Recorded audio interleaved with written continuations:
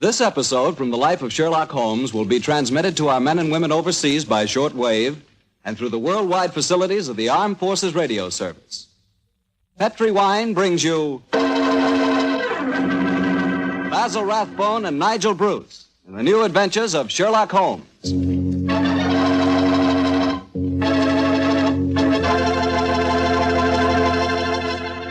The Petri family, the family that took time to bring you good wine, invites you to listen to Dr. Watson tell us another exciting story about his old friend, that master detective, Sherlock Holmes.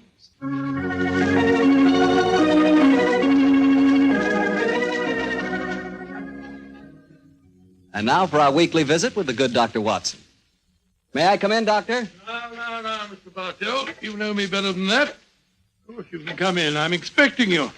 I always look forward to these Monday evenings together, you know. Me too, Doctor. In fact, I always say this is the one doctor's appointment that never scares me. Oh, that's very nice of you, my boy. Draw up your chair and make yourself comfortable. Thanks. And what prescription do you have in mind for us tonight, Doctor? Well, now, let me see. Take one measure of subterranean peril, one of aristocratic lady in distress, a sprinkling of assorted villains, a corpse or two, and a little more than a dash of Sherlock Holmes and Dr. Watson. Shake the mixture well, and you have the case of the out-of-date murder. Well, how did the adventure begin, Doctor? Exactly enough. It was in September of 1900. I remember that Holmes and I went to Eastbourne for a much-needed rest. First couple of days we spent in soothing idleness. On the morning of the third day, Holmes, a dash of color back in his cheek and a hint of the old sparkle in his eye, suggested that we should go and call on his good friend Evan Whitnell, curator of a nearby museum. And so, just after lunch on that September day, found the two of us talking to Professor Evan Whitnell in his private office at the museum. It only seems yesterday. Holmes... Whitnell, your recent discoveries in this part of England have made you world famous instead of just nationally famous. My congratulations. Professor, I do wish you'd tell me about your discoveries. Well, with pleasure, Dr. Watson.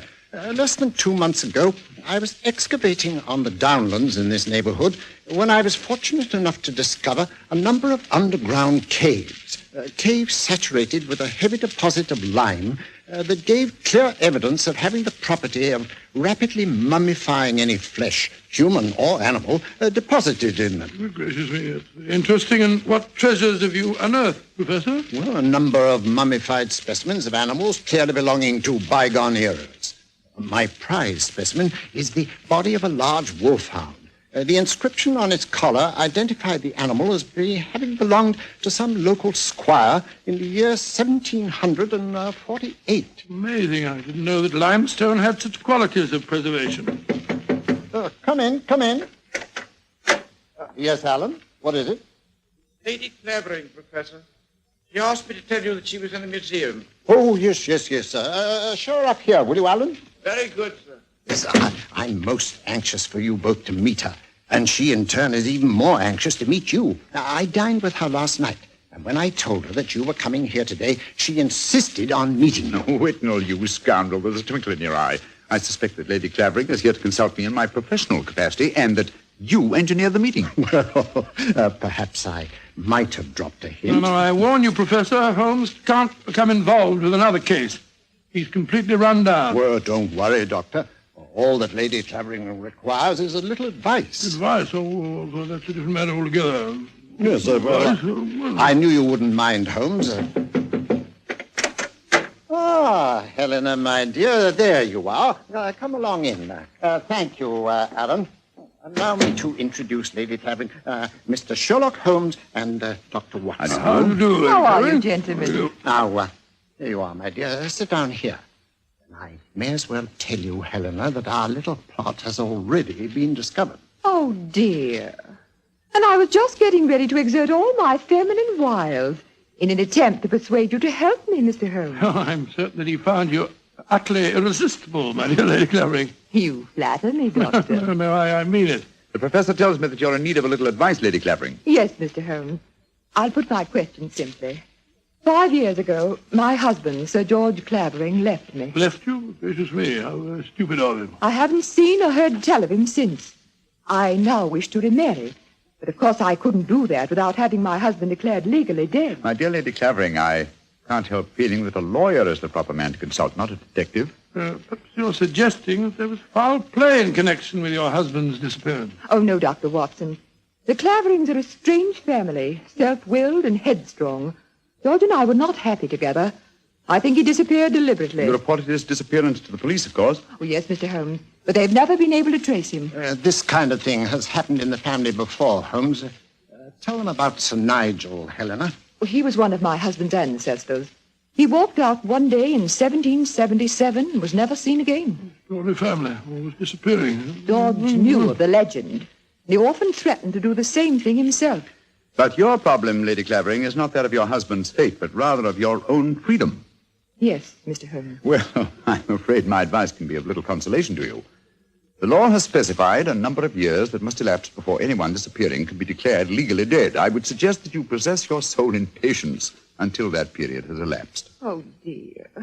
And I was hoping you'd be able to think of some terribly clever way of getting round the law, Mr. Holmes. Lady Clavering, sometimes perhaps my methods may be unorthodox, but I assure you that getting around the law, as you put it, is a procedure I do not indulge in. Oh, dear me, now I've offended you, Mr. Holmes. And it's the last thing on earth I meant to do, I assure you. My friend's a little touchy about matters concerning his professional honor, you know, Lady Clavering. Oh, nonsense, my dear Watson. I'm not touchy and I'm not offended. And now, may I suggest we all examine the professor's latest treasures, and after that, perhaps he'll take us for a stroll on the downs. I'm most anxious to examine those lime pits of his.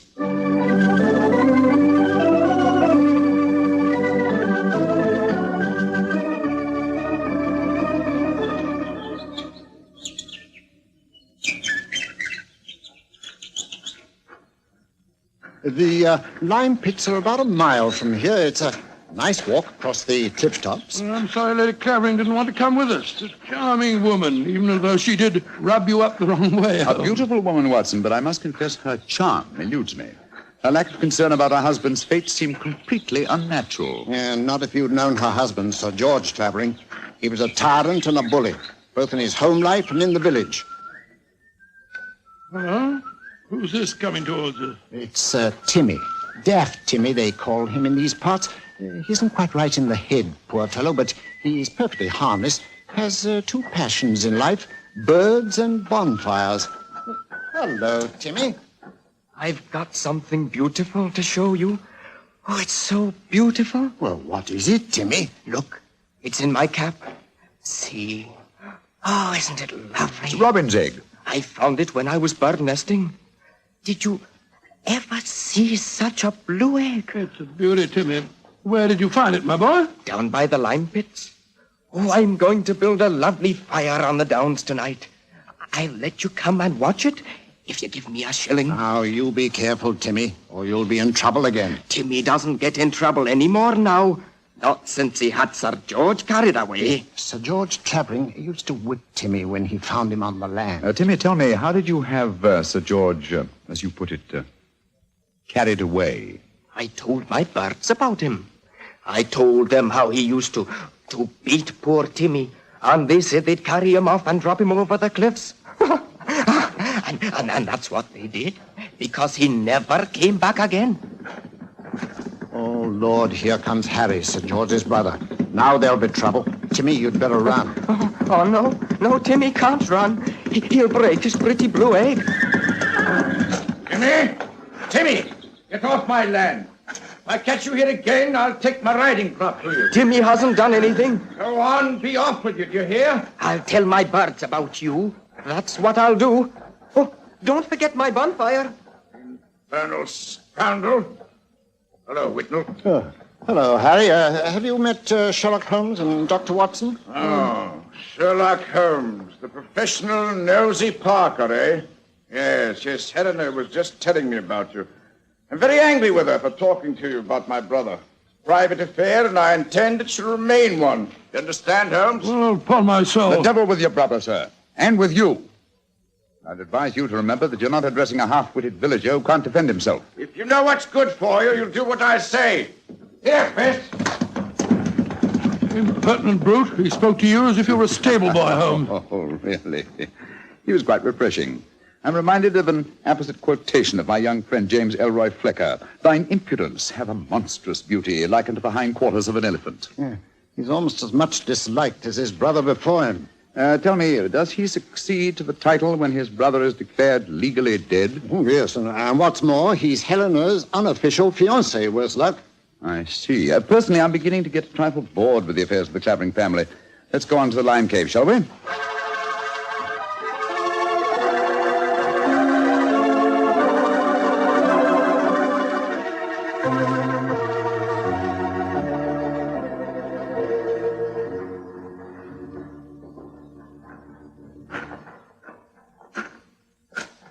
These caves are amazing. We must be 50 feet below the level of the ground, aren't we, Whitnell? Well, more than that, I should say. Rock formation is most unusual, a series of caves connected by a veritable honeycomb of tunneling. Yes. I think I'll light the lantern now. It's getting darker in here, and I haven't explored this particular cave before. Yes, I've had a wall cave in on me a couple of times, so you'd better watch where you're walking. There. Now we can see better. Let's go deeper, shall we? But do watch your step. It's eerie down here, isn't it? Hello. Oh, what's this in the crevice here?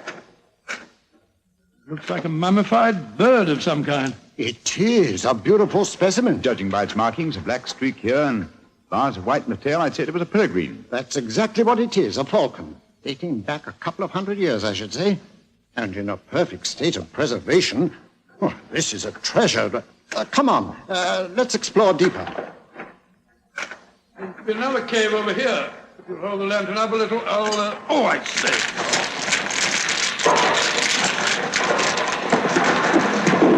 Good Lord, the whole wall's collapsed. Watson, you're not hurt, are you? No, Holmes, I'm all right. Why, you've unearthed another cave, Dr. Watson.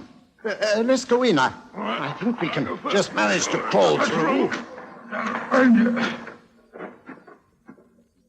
Great Scott, I don't believe my eyes. Magnificent. Whitnell, this is a treasure indeed. A perfectly preserved body dressed in 18th century costume, powdered wig and all. Yes, and there's no mistaking who it is. Look at that typical beak profile. It's a Clavering, and it isn't hard to identify which one. By George, you mean the one that Lady Helena told us about this afternoon? Exactly. Without doubt, this is the body of Sir Nigel Clavering, who disappeared in 1777. Let's search his pockets. We might find some identification. Here's a snuff box of the period, and some coins. Yes, the inscription of George III is still visible on them. Hello, here's his diary. This is unbelievable. What are you up to, Holmes? We're examining the body, Watson. This man was murdered. Murdered? With this wound just above the heart. Obviously inflicted with a sharp instrument, probably a dagger. This is interesting. An entirely new experience for me. The opportunity of solving an unsuspected murder committed well over 100 years ago. Faster with that diary, Watson, will you, old chap? Let's see if the poor devil suspected his fate. Well, hard to read. All the S's look like F's. Peculiarity of the 18th century writing. They are saying, I suppose it means saying, they are saying in the coffee houses that my brother Harry hath been coveting my wife. This is amazing, Holmes. See how history repeats itself. It's an exact parallel of the situation existing today. Harry is coveting his brother's wife, Helena, and Sir George has not been seen for 5 years. What an extraordinary coincidence. If it were one. As it is, it's one of the most ingenious frauds I've ever seen. The clothing appears authentic, so do the coins and the faded ink, the paper of the diary, and due to the peculiar mummification of the body, it would be almost impossible to say how long it's been here. Nevertheless, I am convinced that this is a recent corpse, and undoubtedly that of Sir George Clavering. Well, what makes you so sure, Holmes? Writing in the diary. 18th century used an S.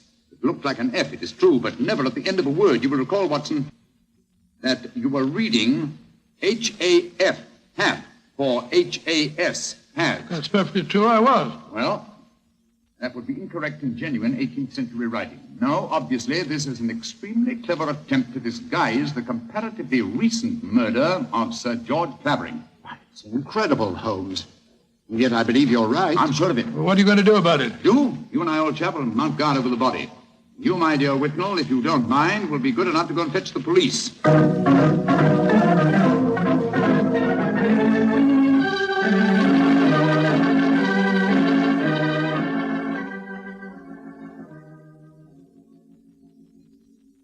Holmes, Yes, old chap? what do you suppose is keeping the police? Whitnall must have gone over an hour, with the lantern with him. Here we are, crouching in the dark in a smelly cave, 50 feet under the cliffs, with a mummified corpse. Very true, Watson, but I don't.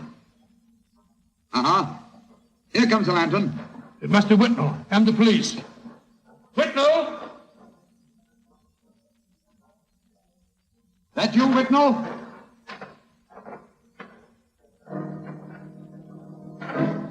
That lantern's blinding me. Is that you, Whitnall? Answer, can't you? Look out, Watson!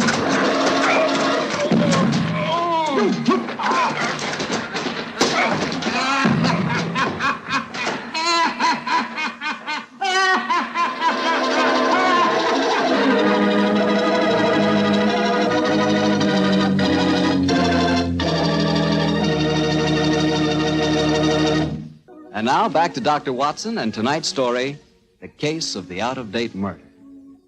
Well, Doctor, you certainly had me on the edge of my chair during the first part of the story. Oh, I'm glad of that, my boy. Say, what happened when Sherlock Holmes yelled out at you in the cave? I was struck from behind with a spade and knocked out. A second later, the same thing happened to Holmes. You see, we were blinded by the lantern and couldn't protect ourselves.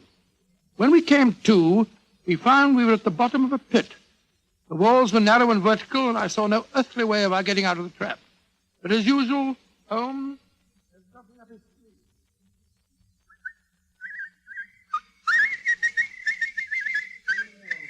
Oh, my head's throbbing. Never mind that for the moment, old chap. Get the coat off in your shirt. Oh, when are Come you on, doing it? off with it, old Huh? boy. Come on, off with it. I've already removed mine and tied them together. Oh, what for? Oh, dear me, that blow on your head must have been unusually severe. I'm trying to make a kind of rope, Watson, a rope to get us out of here. Oh, what's the good of a rope unless there's someone on the ledge above us to haul us out? If you think you're performing the Indian rope trick. Is My that dear it? Watson, this is no time for your rather heavy-handed humor. Why do you keep whistling like that? You've been doing it for the past 20 minutes. I'm whistling for help. Well, why not shout? Whistle carries further. Oh, dear. Who's going to hear that? That Timmy, I hope. Remember, he was having a bonfire on the cliff tops tonight. My whistle is that of a nightingale, a song unheard in Sussex at this time of the year. If it does answer it, I'm sure it'll bring him down here. Oh, I hope you're right. Seems to me that Whitnall and the police will never find us here. We shall mummify, just as the filthy murderer intended us to. Courage, Watson, I'm sure... It's worked! It's Timmy! Cutting a burning log. Go down here, Timmy! Nightingale, pretty birdie, what are you doing down there? Timmy! I've tied these clothes together to make a rope. I'm going to throw them up. You ready? Catch. Good. He's caught it. Now, Timmy, lower it to us. Oh, I shouldn't do this. They'll whip me. No. Nobody will whip you, Timmy. And we both want to give you a shilling to come up and see your bonfire. Oh, that's different. 2 shiny shillings. I'll lower the rope. Here it comes. That's it. All right, now then. You first. All right, Timmy, pull away. Here it goes.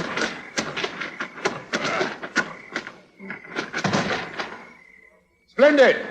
I'm up, Holmes. Now I'll lower it for you. All right. I've got it. Look out now. Here I come.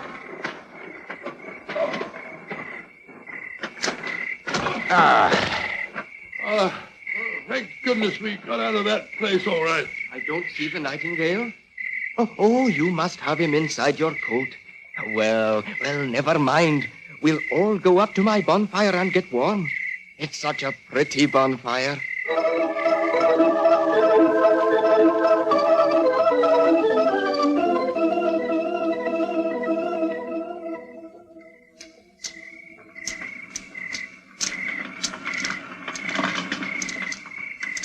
Did you ever see a finer bonfire? Never, Timmy. It's lovely. It's the most comforting sight I've seen for the last couple of hours. Oh, just one thing's bad, though.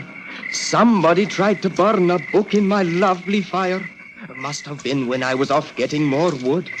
I found it when I came back, and I pulled it out of the fire and stamped on it. See, here it is. Let's have a look. Hello, it's the diary that we found on the body in the lime pits. Precisely, Watson. Now I begin to see daylight. People shouldn't burn books. Books are nice. Books are like birds and bonfires. But they're nice to be near. Oh, your nightingale must be cold. I'll get some more twigs to burn.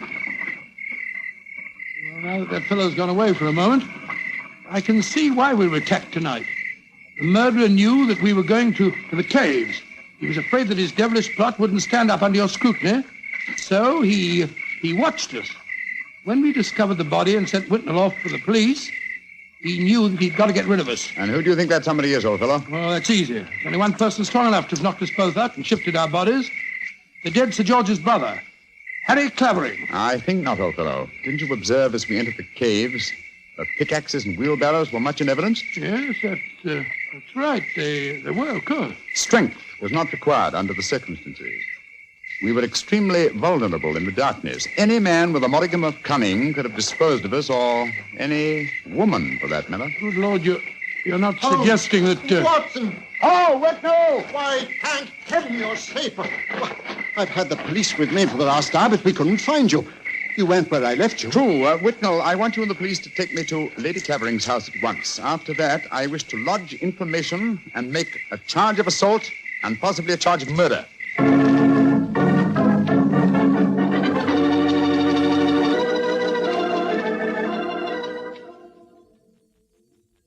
And that, Lady Clavering, is the story of how we found your husband's body. Horrible, Mr. Holmes. Horrible. But who in thunder could have planned such a devilish plot? Yeah, why did the murderer attack you and Watson? There, my dear Whitnell, you have the key to the murderer's identity. The man who so cunningly conceived and executed the murder of Sir George could never have bungled the job of disposing of Watson or myself unless he had meant to bungle it. You mean he didn't mean to kill us? Exactly. He merely wished us out of the way while the incriminating evidence was removed. You mean the diary? Of course I do. You will recall we found it partially burnt in Timmy's bonfire. Then it was Timmy who... No, my dear fellow. Surely it's obvious one person and only one knew that the diary was the key to the murderer's identity. The man who was present when we discovered it and detected the fraud. Great Scott, Professor Whitnell. Whitnell, you murdered my brother. Evan, you...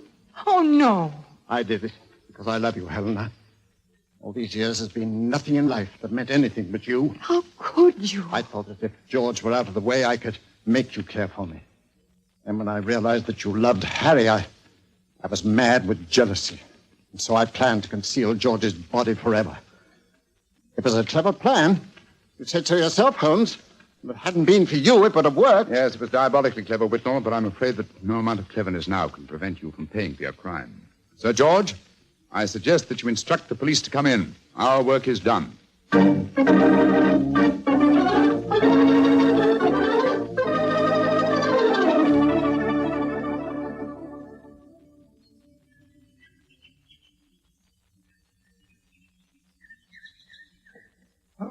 Holmes, look there on the point. Timmy's bonfire is still burning away. Yes. Tim is a simple fellow with simple tastes. Why are you so gloomy? You solved the case brilliantly. My dear fellow, my faith in human nature has been sadly shaken, old chap. Evan Whitnell was a good friend and an old one. Hard to be instrumental in sending him to the gallows. Well, he richly deserved it. Yes, I know he did. That's quite true, but it's depressing just the same. Come on. Let's continue our walk home across the downs. I heard Sir Harry offering you a fee. Did you take it? No, I didn't, but I did accept his offer of an acre of land on the downs over there near the Abbey ruins. You can see them silhouetted against the sky. An acre of land? What on earth would you do with that? Well, when I retire, and I shall retire soon, I've often thought of bee farming. This would be a heavenly spot for such a venture. Well, I can't imagine you as a beekeeper. Oh, why not? After a life spent unraveling the tangled affairs of human beings, it would be soothing in the twilight of one's days to study the exact and predictable behavior of bees. Singing masons, building roofs of gold. Oh, well. One day, perhaps, one day.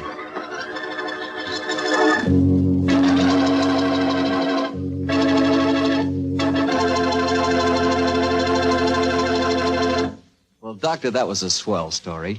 You know, I'm sure glad we get together like this once a week. Oh, thank you very much. Next week, why not come over a little earlier for dinner? Oh, no, I wouldn't think of having you go through all that trouble. Oh, well, of course, if you feel that way. Well, say, aren't you going to coax me? To tell you the truth, I knew I wouldn't have to coax you. Mr. Bartell, I was just going to show you the 2 thick steaks that I've got frozen in my refrigerator. Oh, no. Oh, yes. I'll also put aside a bottle of Petri Burgundy. Well, in which case, I'll bring along a very hearty appetite. Now, Dr. Watson, what story do you have lined up for us next week? Well, now, let me see. Next week, Mr. Bartell, I'm going to tell you an adventure that occurred to Holmes and me in the shadowy depths of the Limehouse district in London. It's a strange tale of death and terror. I call the story The Eyes of Mr. Layton. Well, Doctor, we'll be sure not to miss it. And meanwhile, don't you forget you promised to contribute to the National War Fund. National War Fund, of course, Mr. Bartell. It's a must. The money you give to your war fund not only helps the men and women in our armed forces, and it not only helps our allies, but that money goes to work right in your own community, helping make possible many relief and welfare agencies in your own hometown. So let's all be generous in victory. Give to your community war fund. Tonight's Sherlock Holmes adventure is written by Dennis Green and Anthony Boucher and is based on an incident in the Sir Arthur Conan Doyle story, The Adventure of Wisteria Lodge. Mr. Rathbone appears through the courtesy of Metro-Goldwyn-Mayer and Mr. Bruce through the courtesy of Universal Pictures, where they are now starring in the Sherlock Holmes series. The Petri Wine Company of San Francisco, California, invites you to tune in again next week, same time, same station. Oh, the Petri family took the time to bring you such good wine. So when you eat and when you cook, remember Petri wine. To make good food taste better, remember... Petri